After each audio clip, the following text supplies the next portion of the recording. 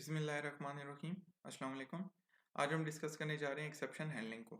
Exception handling, हम exceptions को किस तरह हैंडल करते हैं। एक्सेप्शन क्या चीज़ है? एक्सेप्शन एक्चुअली जो है वो एक टाइप का एरर है।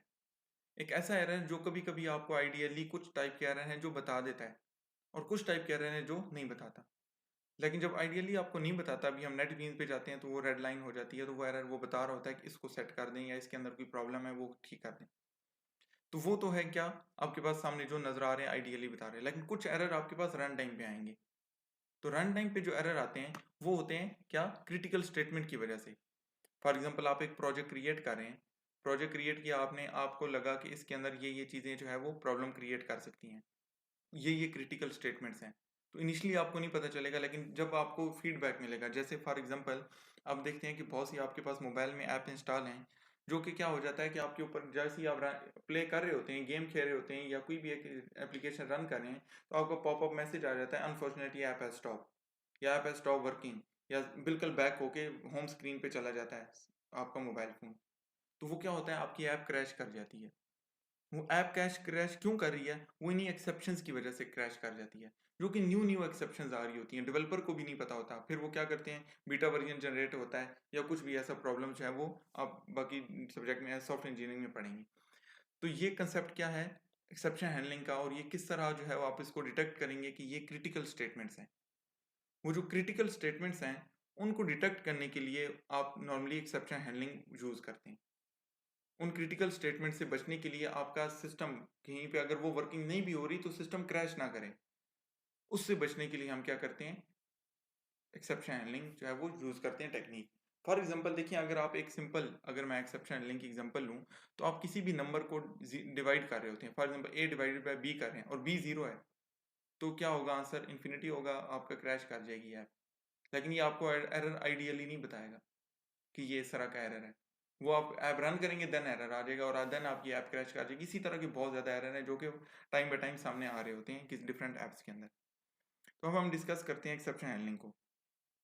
तो एक्सेप्शन एक्चुअली जो है वो चेक्ड एंड अनचेक्ड दो टाइप की होती हैं। चेक जो है वो एक्सेप्शन कौन सी है, IO exception, input output exception. Similarly compile time जो है वो आपको बता रहा होता है कि ये एक्सेप्शन आ रही है, अंडरलाइन कर देता है, रेड लाइन दे देता है, तो वो compile time exception. Similarly IO exception, for example आप किसी फाइल को रीड कर रहे हैं और एक पाथ दिया आपने और वो पाथ एग्जिस्ट ही नहीं करता, एग्जिस्ट करता भी है तो आपको आइडियली बता देगा कि आपको ये एक्सेप्शन यहाँ आ सकती है, इसलिए आप इसको एक्सेप्शन हैंडल करें, इस एक्सेप्शन को हैंडल करें। तो अभी हम आइडियली में जाएंगे तो वहाँ देखेंगे। सिमिलरली अनचेक्ड है, अनचेक्ड में क्या है, रन टाइम एक्सेप्शन आ सकती है, null pointer exception. Null pointer exception mean के आपका एक ऐसा पॉइंटर वहाँ पॉइंट कर रहा है जहाँ पे बिल्कुल नल है वैल्यू, तो सिंपल उसको भी हम देखेंगे अभी आइडियली के अंदर। तो फर्स्ट ऑफ ऑल हम आते हैं मेन मेथड के अंदर। हमने क्या किया, एक सिंपल स्टैटिक मेन मेथड है, इसी के अंदर हम एक्सेप्शन हैंडलिंग करेंगे, इसके अंदर क्लासेस को इंक्लूड नहीं करें। हमने स्कैनर, एक न्यू स्कैनर का जो ऑब्जेक्ट क्रिएट किया, इंटीजर ए यूजर से इनपुट लिया, बी भी यूजर से इनपुट लिया। अब जब ये दोनों आपने यूजर से इनपुट लिए हैं, आपने डबल सी के अंदर ए डिवाइड बाई बी कर दिया।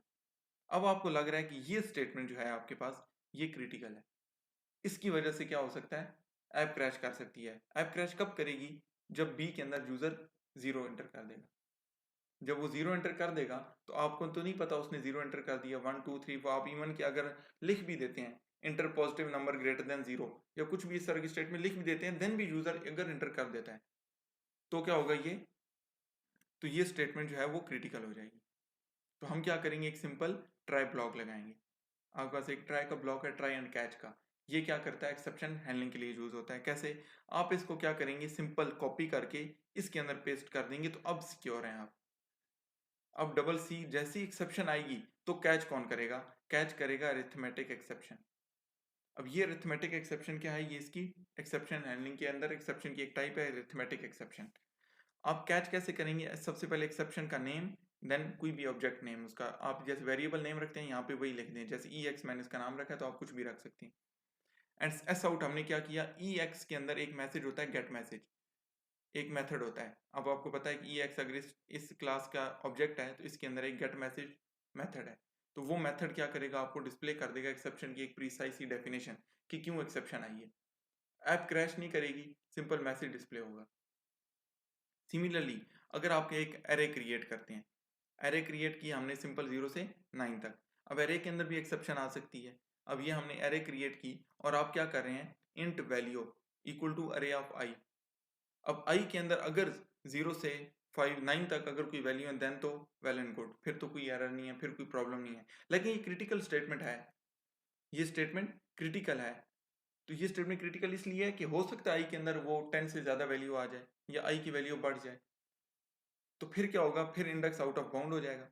इंडेक्स आउट ऑफ बाउंड होगा तो आपको क्या करना पड़ेगा, अरे index out of bound exception, ये डिफाइंड एक्सेप्शन है, ये पहले से डिफाइंड हुई नहीं है एक्सेप्शन, इसकी बेस पर ही जो है वो फैसला होगा, जो भी आपके पास पहले से जो जावा के अंदर डिफाइन है। इसके अलावा हम खुद भी डिफाइन कर सकते हैं, अपनी एक्सेप्शन क्रिएट कर सकते हैं। फॉर एग्जांपल कुछ स्टेटमेंट है जो जावा के लिए तो क्रिटिकल है, ठीक है, उन्होंने क्रिएट कर दी है, लेकिन कुछ स्टेटमेंट होती हैं जो हमारे प्रोजेक्ट के लिए क्रिटिकल हो सकती हैं। जैसे आप कहते हैं कि मार्क्स जो है ना वो लेस देन 0 नहीं होने चाहिए, लेस देन 0 नहीं होने चाहिए। अब इंटीजर के अंदर तो लेस देन 0 कोई एक्सेप्शन नहीं है, लेकिन आपके लिए ये एक्सेप्शन है। सिमिलरली नेम के अंदर जो है वो अल्फाबेट के अलावा कोई चीज़ नहीं आनी चाहिए, तो ये स्ट्रिंग के लिए, उनके लिए तो एक्सेप्शन नहीं है, लेकिन आपके लिए प्रॉब्लम है। तो आप इस तरह की खुद से एक्सेप्शन हैंडलिंग की क्लासेस क्रिएट कर सकते हैं, जिसके अंदर आपके प्रोजेक्ट के अकॉर्डिंग जो आपके एक्सेप्शन है, जो आपकी क्रिटिकल स्टेटमेंट्स हैं, उनको हैंडल कर सकते हैं और उनको थ्रो कर सकते हैं। अच्छा, तो ये क्या थी, ये एक्सेप्शन थी क्या, index out of bound. Similarly कोई unknown critical statement, unknown critical statement mean कि आपको नहीं पता कि इसके अंदर कौन सी क्रिटिकल स्टेटमेंट है, आपने पूरा बंच ऑफ कोड जो है लिख दिया ट्राई के अंदर, अब उसके अंदर मल्टीपल टाइप के एक्सेप्शन हैं और आपको नहीं पता कि ये, जैसे फॉर एग्जांपल अरे index out of bound exception, आपको नहीं पता किस तरह की एक्सेप्शन भी एग्जिस्ट करती है, या 5 से 6 एक्सेप्शन के नेम तो आपको पता है, बाकी नहीं पता। तो फिर आप क्या करेंगे, फिर आप एक पेरेंट क्लास जो है इसकी एक्सेप्शन वो लिखने सिंपल, और लास्ट में हम लिख देते हैं catch exception E X, and then print कर देंगे E X dot get message. तो जिस टाइप की भी एक्सेप्शन होगी वो मैसेज डिस्प्ले हो जाएगा सिंपल एक्सेप्शन लिखने पर। तो ये जर्नल एक टाइप है जो कि आप नॉर्मली लिख देते हैं एंड पर, जिससे क्या होगा कि एक्सेप्शन कैच हो जाएगी किसी टाइप की भी एक्सेप्शन। इवन अगर आप ये दो नहीं भी लिखते, सिंपल ये कैच लिखते हैं, इससे आपको ये भी पता चला कि एक ट्राई के साथ आप मल्टीपल कैच लगा सकते हैं। और ये कैच जो है वो कब होगा, जब इन दो के अंदर इस दो टाइप की एक्सेप्शन अगर नहीं आती और कोई और टाइप की एक्सेप्शन आती है, तो वो ये ऑटोमेटिकली ये कैच कर लेगा। अगर आप ये दो नहीं भी लिखते, सिंपल ये भी लिखते हैं एक ही कैच, तो ये भी सब टाइप के सब एक्सेप्शंस को हैंडल कर लेगा। तो ये थी एक्सेप्शन हैंडलिंग। अभी हम जाते हैं आइडियली पे और इसको इम्प्लीमेंट करते हैं।